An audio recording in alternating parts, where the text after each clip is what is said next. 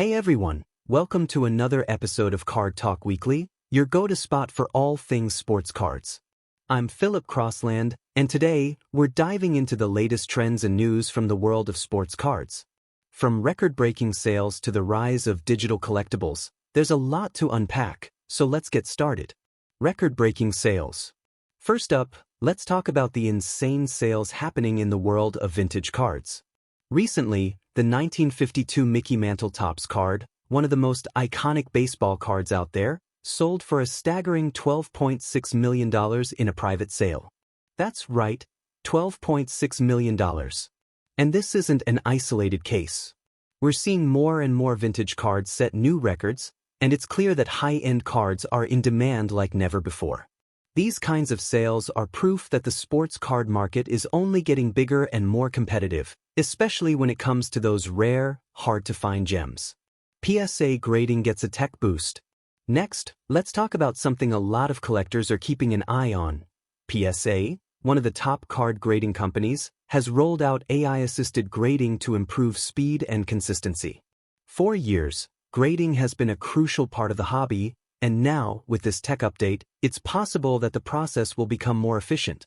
AI could reduce human error and help clear out the grading backlogs that have been plaguing the industry.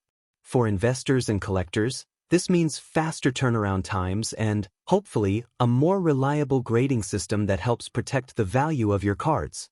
NFTs and digital cards. Now, let's switch gears a little bit and talk about the rise of digital sports cards. If you haven't noticed, NFTs, or non-fungible tokens, have made their way into the trading card space.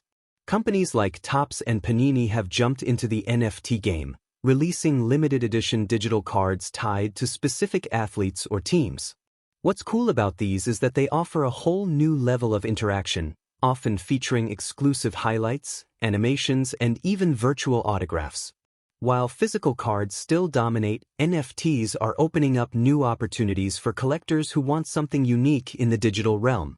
And, let's be real, it's attracting a younger crowd that's used to buying and trading in the digital space. The Fanatics vs. Panini battle.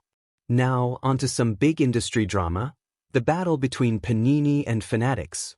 For years, Panini has been the main player in the trading card game, but Fanatics is making moves. Recently, Fanatics secured exclusive licensing agreements with major sports leagues, and that could change the landscape of the hobby. As Panini continues to produce popular sets like Prism and National Treasures, Fanatics is gearing up to roll out their own card products, and they're bringing a ton of resources with them.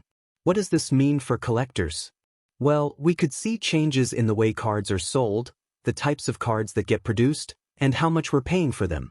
It's a game changer that we'll be watching closely in the coming months. Football card surge. Let's talk about the football card market. It's been on fire lately. With the NFL season in full swing, rookie cards and star player cards are seeing major price increases. Names like Patrick Mahomes, Joe Burrow, and Justin Herbert are leading the charge, but it's not just about established stars. Every season brings a new batch of rookies with high potential, and their cards are catching the eyes of collectors looking for the next big investment. This is where things get interesting. These rookie cards can skyrocket in value if the player breaks out, and right now, collectors are all about grabbing up those first-year cards while they're still affordable. It's a high-risk, high-reward situation, but the potential payout is huge. Social media and card flipping. And finally, let's talk about the rise of card flipping, especially on social media. Platforms like Instagram, TikTok, and YouTube have turned into hubs for sports card collectors, and it's not just about showing off your collection anymore. A lot of collectors are getting into the flipping game, buying cards with the intent to sell them at a higher price. Influencers and content creators are constantly showcasing big pulls, giving away cards, and hyping up the latest trends in the hobby.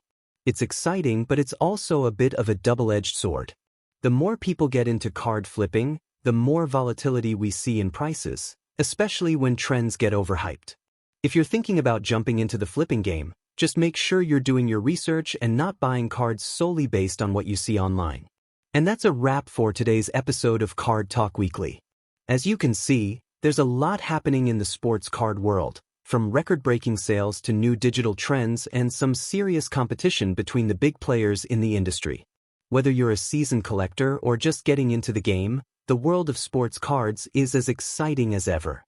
If you enjoyed today's episode, be sure to subscribe and leave a review. I'll be back next week with more updates and insights from the world of sports cards. Until then, happy collecting!